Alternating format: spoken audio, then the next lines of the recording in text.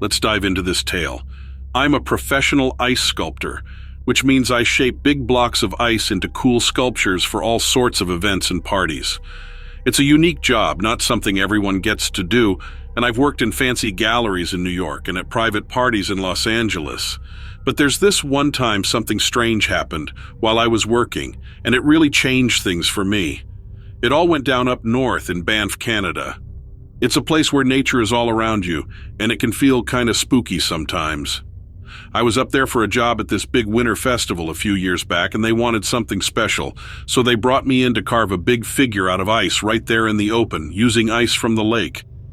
The setting was amazing, with snow-covered trees all around. The festival was going strong, and I was in my zone, carving away, when the sun started to set, and it got really cold. People started heading indoors to warm up, but I had to finish the sculpture, and that's when things got strange. Everything got quiet, like really quiet. No animal sounds, no wind, just silence. I'm used to the cold, but this felt different, like all the air had been sucked out of the place. I should have taken that as a sign to pack up, but I thought it was just weird. Then I heard it, the sound of branches snapping. Loud snaps, like when big tree limbs break. It was deliberate and heavy.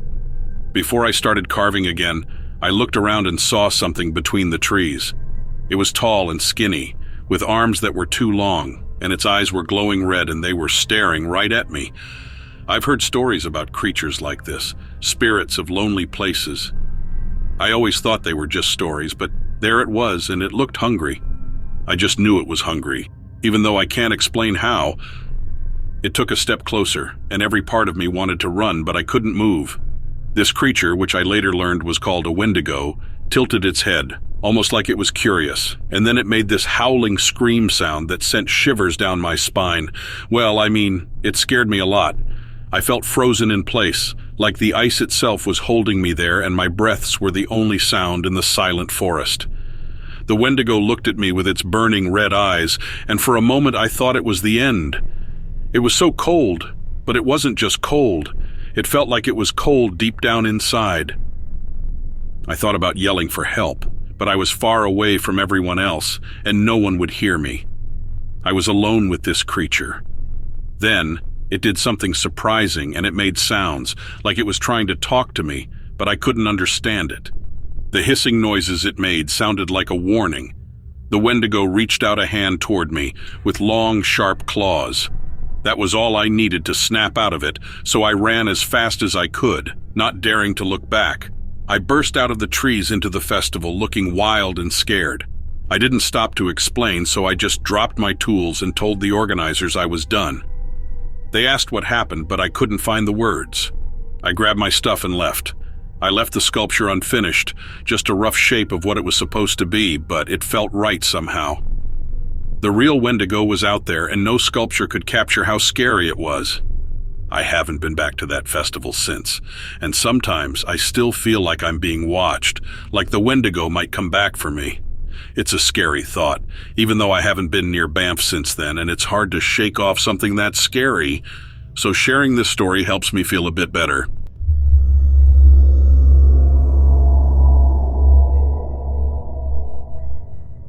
Let me share my experience about something curious that happened while I was on duty.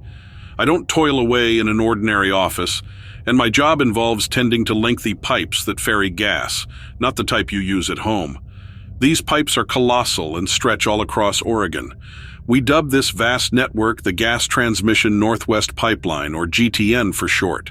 It transports natural gas from Canada to places like Washington, Oregon, and California.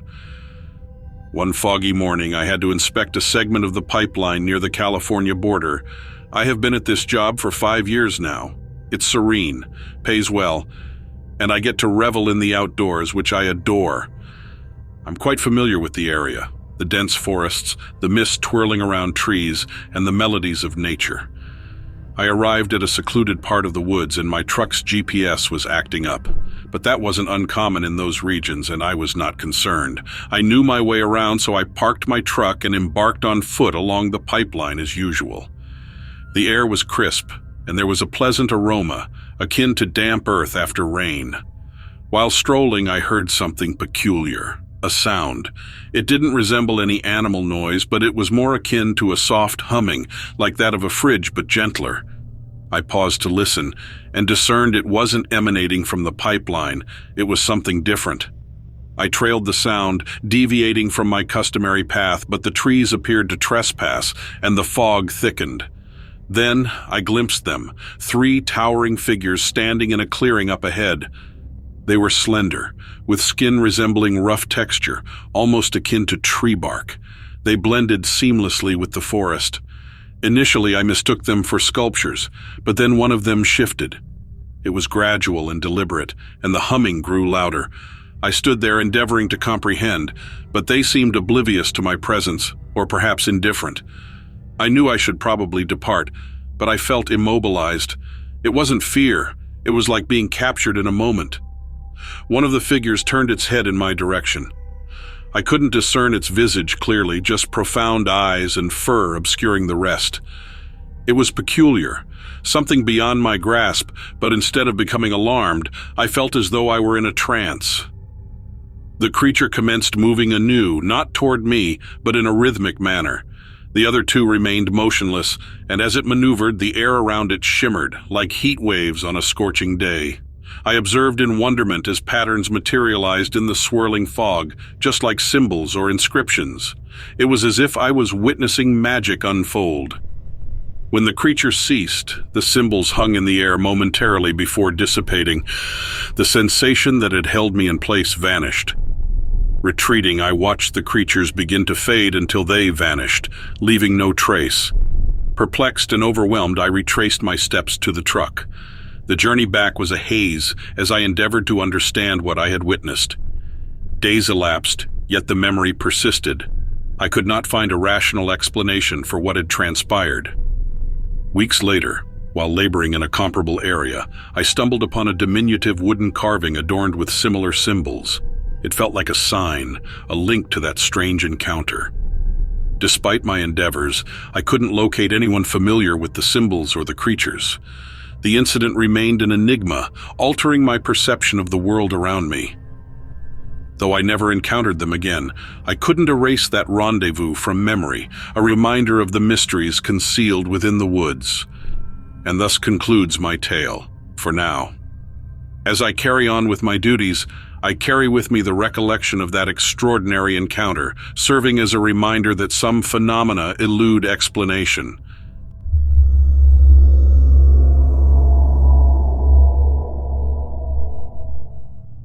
A while ago, in the hot days of August, I found myself wandering alone in the Tonto National Forest in Arizona. You might wonder, who walks alone in the woods at night? But for me, it was a thing I liked. The quietness, the stars, and the whole nighttime atmosphere felt calming.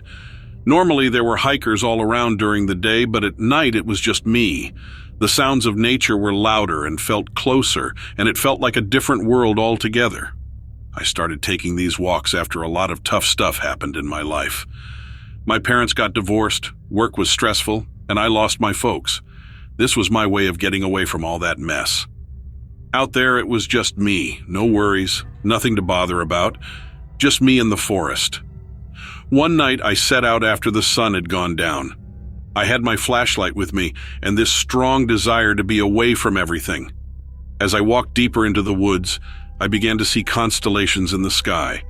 They were like a quiet, dependable map above me. Looking at those stars made me feel small, but in a good way.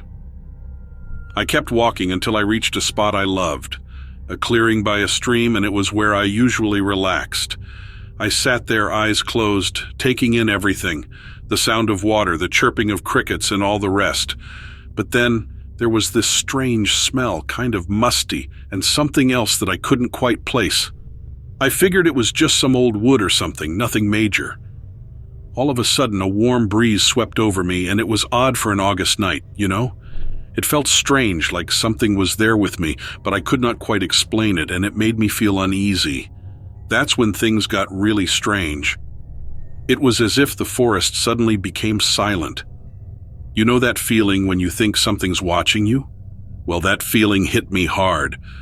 I heard a noise from across the stream, so I turned on my flashlight, and there, staring back at me, were two glowing eyes. It scared me. They glowed through the leaves, and I'm telling you, they were unsettling. And then this creature stepped out, and I couldn't move. The creature was tall and looked all wrong. One moment, it was furry. The next, it wasn't. Its face kept changing between human and animal, so I stood there, my flashlight trembling, as the creature turned and disappeared into the bushes as quickly as it had appeared. I was left there, my heart pounding, and that musty smell still lingered. Part of me was terrified, but my legs wouldn't budge. And then the word skinwalker popped into my head out of nowhere. It's like one of those things you hear about in stories around a campfire or in old legends that locals tell, but when it's just you in the dark and your heart's racing, those stories feel too real. So there I was, standing there, and every part of my brain was telling me to run, but my legs weren't getting the message. It felt like they decided, nope, we're good here, we'll just stay where the scary creature might be. Eventually I started walking again, but the forest felt different and the atmosphere had changed. There was a heaviness in the air, and every sound seemed louder. The breeze wasn't refreshing anymore, it felt like whispers, and not the friendly kind. I couldn't stop thinking about the skinwalker. They're creatures that can change their shape, look like any person or animal they want. They say they're like the dark side of nature or magic or something like that. And I'm not saying I believe it, but try telling that to my imagination at that moment. The walk back was tough. Every little sound made me jump. A branch snapped, and I was ready to run. Then a shadow moved, and I thought I was about to have a heart attack. It wasn't just fear, it was the feeling that I had seen something I shouldn't have, and now I couldn't forget it. When I finally saw the lights of my house, it felt like crossing the finish line of a race I never signed up for.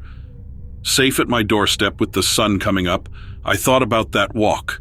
It was supposed to be my escape, my peaceful time, but instead, I had a memory that would stick with me like gum on a hot sidewalk. Days passed, and I kept looking back at those woods from my window. I couldn't help it. It felt strange, but it wasn't just fear I felt. It was respect, maybe even a bit of wonder, and that night changed something in me. I used to walk into those woods like I owned them, like it was my special place, but not anymore. Now, when I look at those trees, there's an acknowledgement that it's their world too, maybe even more than mine, and they have secrets you might discover if you're not careful. I haven't stopped my walks, but they're different now. I'm more alert, more aware, and I stick to the paths more and pay less attention to the stars. I listen more too, not just to the sounds, but to the silence. There's a rhythm to the forest, and that night taught me to respect it, to really listen. So, yeah, that's the story. You can make of it what you want. Maybe it was just a bear or my eyes playing tricks on me, but maybe, just maybe, it was something more. Something from those old tales that are too true to tell. Either way, I'll never look at a night walk the same way again.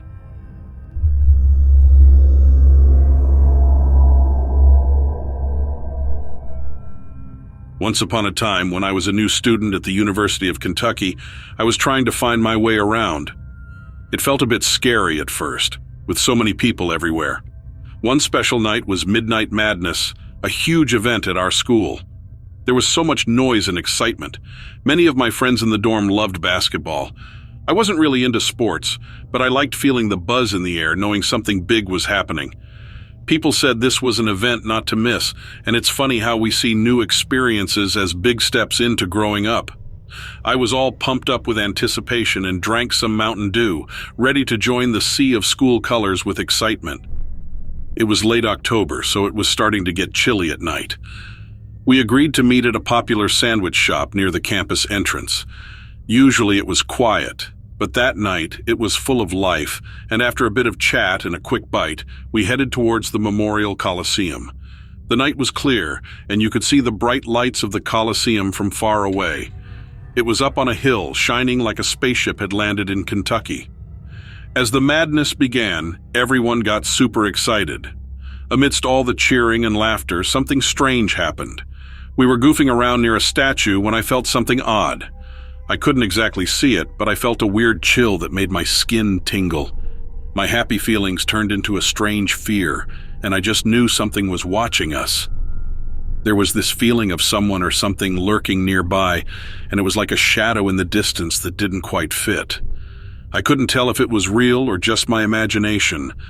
Everything got noisy again, with someone playing music loudly and my friends cheering, but I couldn't shake off that feeling.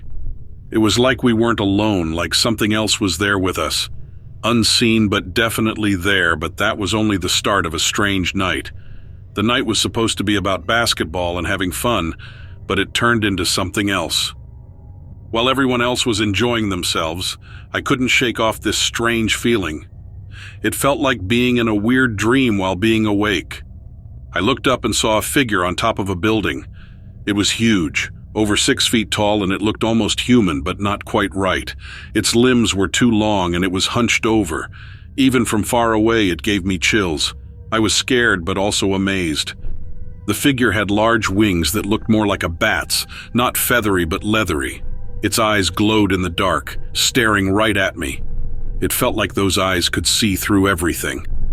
Before I could understand what was happening, the crowd's noise brought me back. I blinked, thinking it might be a trick of my imagination, but it was still there, just staring. I felt overwhelmed and moved away from the crowd in the building, away from those scary red eyes. I barely heard my friends asking what was wrong, and all I could think about was what I had seen. I don't even remember how I got back to my dorm that night. The next morning, everything seemed normal. The sun was shining, and students were busy with their usual activities. It seemed like I was the only one who had seen that strange creature. Since then, I've been thinking about that night a lot. Was what I saw real? Was it a prank or something else? I found out that many people call the creature I saw the Mothman. It's a big bat-like creature linked to scary events and bad luck. Why it showed itself to me that night is still a mystery. Despite feeling scared and confused, I wouldn't change a thing. That strange encounter made me curious, and it made me want to learn more. It showed me that there are many mysteries in the world, and we're just small parts of it. University is about questioning what we know and discovering new things. Who knows, maybe this year another new student will look up during Midnight Madness and see something extraordinary.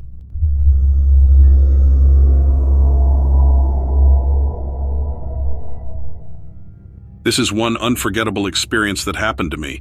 It was during a sunrise jog down the beautiful Santa Monica beach. You know, there's something magical about the quiet of the early morning, how it slowly wakes up and stretches into the busy day ahead. This happened a while back, around the end of 2014. I was living out in California then. I didn't run because I was obsessed with fitness or health. Nope, it was more about clearing my head, you know? Even though it was a bit of a journey from my home to the beach, making that round trip was an important part of my morning routine. I'd often reach the beach just as the world was about to wake up, with the sand still cool and the ocean whispering to the shore in the dim light. I'd stand there for a moment, take a deep breath of that salty sea air, and just watch as the horizon began to glow with the promise of a new day. This particular morning was even more special than usual. I followed the familiar path, passing through neighborhoods that were still asleep, all the way down to the shores of Santa Monica. The sea was a deep, dark blue, darker even than the sky above, blending into a beautiful mix of colors as you looked up to where the sky was beginning to catch fire with the morning light. I found my rhythm just as the ocean danced with its waves wearing foamy white caps, crashing against the wet sand. The sky was like a canvas, painting a masterpiece with oranges and reds blending with the blues, just as I neared the pier. Then, suddenly, everything went silent. I mean, it was so quiet that it almost felt loud, you know? That's when I felt it. A tingling sensation on the back of my neck, like something wasn't right. So there I stood, thinking the world had gone mute or something, and that's when I saw it. Up in the sky, there was something that looked like a plane at first glance, but it was moving strangely. It was completely silent and shaped like a perfect sphere, shining as if it didn't belong in our world, reflecting the early morning sun's rays in a way that seemed unnatural. This thing made a turn that would have sent any regular plane plummeting, a sharp, precise maneuver through the air, leaving no trace behind, no contrails, nothing. My heart was racing, and I wasn't even moving anymore, just standing there, witnessing this incredible sight that had disrupted my peaceful morning. And there I was, rooted to the spot in the tranquility of Santa Monica Beach, trying to comprehend what I was seeing. It hovered there, not appearing to mean any harm, but I couldn't shake the feeling that I was witnessing something I wasn't supposed to, like I had stumbled upon a secret meant to be kept hidden from us. I stood there, feet buried in the sand, eyes fixed on this strange visitor that had streaked across the morning sky. So there I was, eyes glued to the sky, and this thing, it's getting closer and closer to where I'm standing. And right before my eyes, it starts changing, morphing right there in the open air. It takes on this long, cigar-like shape and gets huge, really huge. The strange thing, though, was the silence. It was like the whole world had gone quiet, an eerie kind of quiet that made the hairs on my arms stand up. The thing had a shine to it, like the belly of a plane when it catches the sun, but this was different. It wasn't just reflecting the light, it was refracting it, scattering it in all directions like some sort of floating prism, casting colors all around like it owned the sky. You couldn't tear your eyes away from it if you tried. It glided through the air, so smooth and swift and without a sound. No trails in the sky, no roar of engines, just the gentle sound of the waves caressing the beach. And then I swear for a moment, it felt like it knew I was there. It sounds unbelievable, doesn't it? But it halted all its movements and just hovered there, in the air, right across from me. I'm staring up at this thing, trying to make sense of it, feeling like I've stepped right into the middle of a science fiction movie. Then in the blink of an eye, it zooms off, darting away into the distance faster than anything I've ever seen. It's gone, and suddenly everything rushes back, the sound of the waves, the distant hum of the waking city. It's like I've just woken up from a wild dream, except I'm still standing there on the beach, my morning jog long forgotten. Those morning runs were never quite the same after that. I'd catch myself time and again scanning the sky, hoping to catch another glimpse of that strange, impossible shape soaring between heaven and earth. I talked to a few friends about what I saw, and you can imagine their reactions. Some gave me that look, like they were about to call the men in white coats, while others just wanted to witness it for themselves. For a moment, it felt like I had touched the edge of something enormous, something that made you rethink everything. It was definitely a UFO, no doubt about it. It made me see things differently, you know? I still hit the beach every morning, and when I'm near that spot by the pier, I can't help but feel that excitement. Everything's been normal since then. No more breaks in reality. But if that thing ever decides to come back, I'll be there, ready to soak it all in, filled with wonder.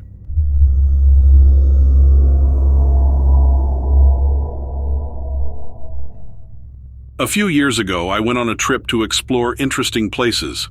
I love old buildings because they have tall towers and beautiful designs that tell stories. This time, I wanted to see the big state capitol building in Des Moines, Iowa. The photos didn't show how amazing it really was. It was a cold day in March when I got there. The sun was warm, but there was a cool breeze. I got out of the taxi in front of the building, and it was stunning. The Capitol building had a huge golden dome and smaller copper ones around it. Even before I went inside, I felt like I was in a place full of history, and inside it was even better. There were detailed pictures, carvings, and paintings showing Iowa's history, and I spent a lot of time in the rotunda. The sound of footsteps on the shiny floor and the sunlight coming in through the windows made it special. As I walked around, I saw a big staircase.